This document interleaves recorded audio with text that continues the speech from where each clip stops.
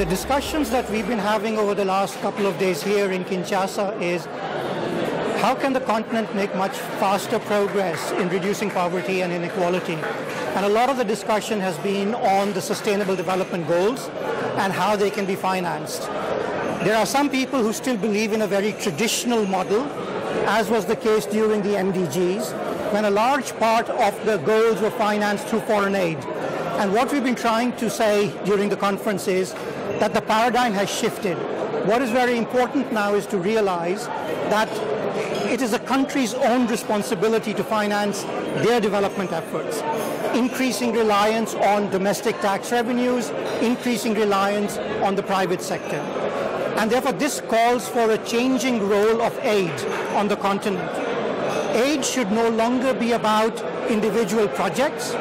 Instead, the question that we need to ask our clients is, how can we work with you to come up with solutions that will allow you to finance your development efforts? Take, for example, the energy sector.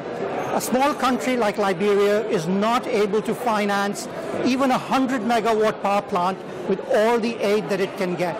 What we need to do is to go into a country, small economy like Liberia, a fragile state, and say, how is it that we can help you finance that 100 megawatt power plant?